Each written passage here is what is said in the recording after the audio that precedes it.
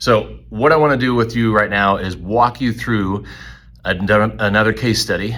This is going to be a patient that I actually posted her talking about her experience here at 180 2 weeks ago. So she was the patient that was looking for somebody to help her with her sciatica. She came across in a Google search either physical therapy or stretch labs, and she's the one that looked up stretch labs and found their post that they were looking to hire people and their qualification to be a stretch labs stretcher, I don't know what they call their practitioners, a stretch lab person, was a high school diploma. So she shot that down real quick, found our website, saw that it was something completely different than every other PT, and came in here. So the whole point of that post or that reel was, it doesn't matter what your certifications are. It doesn't matter if you have certifications. It doesn't matter your years of experience. It doesn't matter what your offer is. It doesn't matter if you're seeing patients one-on-one. Patients only care about one thing, and that one thing they care about is, can you fix my problem now? So I can go back and do what I want to do. Can you give me immediate results that last? That's all they care about. And since I was able to do that with her, she came back and now she's referred other people. So what I want to do is walk you through what I did with her just on her eval, first visit. So she was coming in for really bad sciatica. So constant pain anywhere from 5 to 10, right lower extremity, a little bit of low back pain associated with it, but mostly glutes, hams, down the lateral aspect of the shin, typical sciatica, all the way down to the foot with numbness. All right. No mechanism of injury. She's, if I had to guess, I would say she's late 40s, somewhere in there. Desk job, trying to get more active. She had recently lost over 100 pounds in the last year. So she's trying to get more active, and the sciatica thing is killing her ability to become more active. So she comes in limping, obviously in pain. I think her pain, I don't ask people what their pain level is on a scale of 0 to 10 when they come in, but I'm trying to remember what her intake sheet said. And I think she said it was like a 5 at that point right there. So subjective. All I care about is, was there a mechanism of injury? Is there a history? What can't you do now? What have you tried doing for this up until now? And what has worked and what hasn't worked? What things exacerbate or decrease symptoms? That's about it. Mechanism of injury, I can't remember if I said that, but those are my top questions. That's all I care about. I don't care about pain scale rating. I don't care about imaging. I don't care about any of that stuff. All I care about is, what can you do? What can't you do? What can you tell me that I can put together the puzzle to figure out what could be causing this? And then I move on from there to actually see what's going on functionally. Okay, so I got through her subjective. And so she had told me that she had a previous history, like a year or two ago, of much lighter sciatic symptoms that she went to physical therapy for, that she felt kind of sort of worked, but she also kind of felt that if she would have done nothing, it probably would have went away on its own, which is probably correct. Activity level, like I said, she's getting more active, no mechanism of injury. Pain symptoms are constant, limiting everything. So she's limiting her ability to sit for work, limiting her ability to be active and do exercise. Up until that point, she had tried NSAIDs, stretching, heat, ice, and nothing had touched it. Okay, so I get her up and I do a functional screen, head to toe, take her shoes off, watch her walk, touch her toes, squat, single leg squat, trunk rotation, trunk extension, trunk flexion, shoulder flexion, abduction, internal, external rotation, neck or cervical spine flexion, extension, rotation, side bend, all that stuff. So I get through the total body functional screen in less than a minute. And what I figure out is that she has the most exacerbation of her sciatic symptoms with lumbar extension. Some with lumbar flexion, more so with right side, and it's right side that her pain is, right side rotation. Single leg squat, can't do it on the right, too weak, too painful, just weight bearing, total weight bearing on the right side sets her off. Also notice when I did notice I did a total body functional screen. When she does shoulder flexion and abduction, she winces and grimaces on the right shoulder, and her right shoulder doesn't go as far as the left. So I asked her, shoulder problems? Oh yeah, I forgot. My shoulder has been a problem too, but I totally forgot about that since my sciatica is so bad. So, also cervical rotation, limited and painful to the right with right rotation, limited and painful with extension. So that's what I get out of the screen. What do I do now? So here's where you students and new grads tell me all the time that you're struggling. You don't know where to go after you do your subjective and your objective. What does that mean treatment-wise? Well, we're not done assessing. We haven't assessed anything as far as root cause. She's told me what's been going on, which doesn't tell me a whole bunch about root cause. I've watched her with the eyeball test to see what she looks like when she does a functional screen, which doesn't tell me about root cause. It puts things in my head saying, I need to check this, I need to check that, I think I see this, I think I see that. But remember, this is the first time I've ever seen her move, so I have absolutely no clue what her normal is. So I'm not going to try to make her look like the textbook. That will never work. Nobody is the same. Every patient that walks in your clinic is going to be unique. You need to be able to evaluate them and take into consideration their uniqueness. So right now, I have no clue what the root cause of her problem is. I know what her symptoms are. I know what her functional screen looks like. I know what her subjective is. That's it.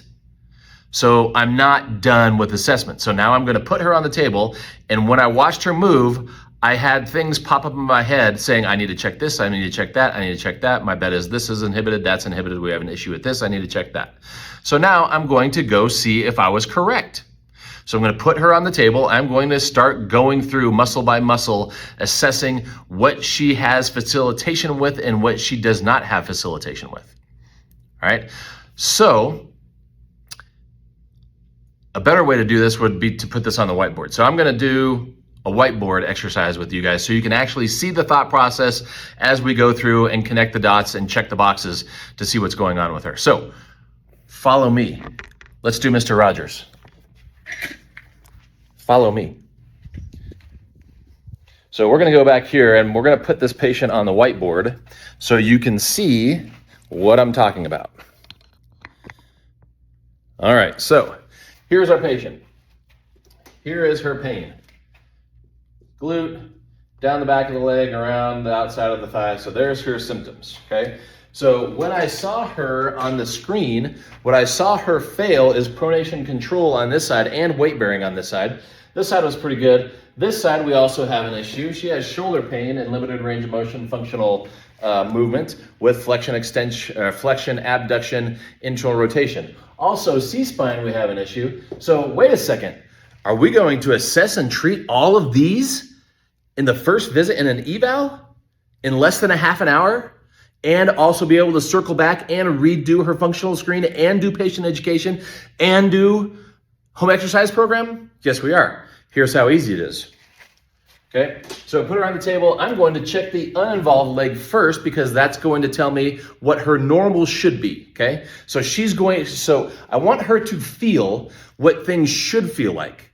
I don't want to put her in a painful position and have her fail, and now all of a sudden she's focused on pain. I want to take pain off of the table, okay? So we're going to assess here. So I'm going to assess glute max, glute med, vastus lateralis, rectus fem, all this stuff over here. Hopefully my pen won't give out. Okay, so I'm going to assess that, and she passes, no problem. She does report low back pain when I do those things. But when I say, does that feel strong or weak? She says, yeah, that feels pretty strong. Now I jump over here and test the same muscles, and guess what? Fails glute med, fails glute min, fails vastus lateralis, fails glute max, fails semitendinosus, fails membranosus, fails soleus, fails tibia anterior, fails all this stuff over there. Fails, fails, fails. So what I'm doing as I go through, so the first thing she failed was glute med. She fails, increases pain, shoots pain down her leg, can't stop me, totally weak. I treat it, I come back and I reassess it, she can stop me.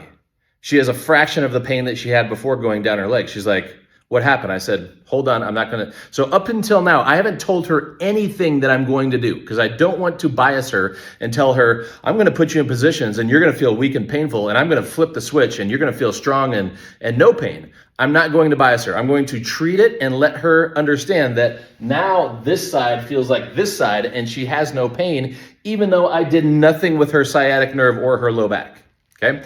So I'm going through one by one. So glute med first, glute min, then I go to vastus lateralis, then I probably went to rectus fem, and I'm going and she fails, I treat, I retest, she passes. So as I do this, I get through about 3 muscles and she's like, seriously, what is going on? So that's when I take her through patient education and explain that the muscles that are failing are inhibited, which is why she's trying to compensate, which is why she has pain shooting down her leg. And she can't stop me because you can't overcompensate for neuromuscular inhibition when I put you in a position where one muscle has to do the overwhelming majority of the work. So that's what's going on. Now she's like, oh my God, that makes total sense. And I don't have to talk about pain and sciatica and herniated discs and MRIs and all the crap that conventional PT will tell you need to talk about because you don't, okay? So we get through that. Now, when I get to glute max, before I flip her over to assess and treat glute max, I assess lat and lat. She passes, she fails. This reproduces low back pain. What do you know? So when I flip her over and work on glute max, I also work on lat. I flip her back over, retest lat, that passes. So now I've gone from lower body, I've done all of this stuff. Now I'm gonna go do this stuff. So I go through scapular stabilizers, upper trap, middle trap, lower trap, she fails. Delts, she fails. That gets me up into C-spine. So I get to surfaces multifidus, SCM, upper trap again, fail, fail, fail. Turn those on, pass, pass, pass. Now she has full passive range of motion, normal strength, normal facilitation. Come back down, get down to here, get to the anterior soleus, skip back up, and we get to pyramidalis, because what does pyramidalis do? Pulls on linea alba to keep the abs facilitated and tight so we don't put pressure and overuse the lumbar extensors and the glute max, which she already had problems with. So now that we've got abs and we also got transverse abdominis kicked in, now I can get her off the table. We redo her screen. She has full toe touch, full extension, full rotation, no pain. Full cervical extension, right rotation, no pain. Full shoulder range of motion, no pain. And now I'm going to go through and give her a home exercise program. Now, I'm only going to give her home exercises for what we did below here. So I'm not going to give her anything for C-spine and shoulder yet. I want her to really focus on this and get this hammered home. She's coming back in 3 days already, so we'll get that stuff later. So I give her a home exercise program that is lunge walk with the twist, crossover walk with the squat, isometrics for pyramidalis, glute max, rectus fem or quads, hamstrings, and total body weight or full depth body weight squats.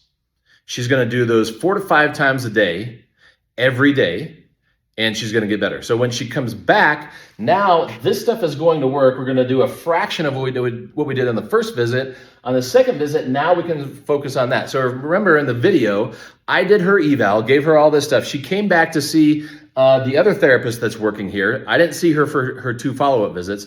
I caught her walking out of her second follow-up visit, talking about how fantastic she felt, how she had no sciatica after the first visit. Now her shoulder feels fantastic. Now she's going up to the front desk to schedule her husband and also a friend she needs a card for so she can refer them. So that's how business works. That's how we market. We don't spend money on marketing. We educate our patients. We let them go talk about us and they bring us more patients.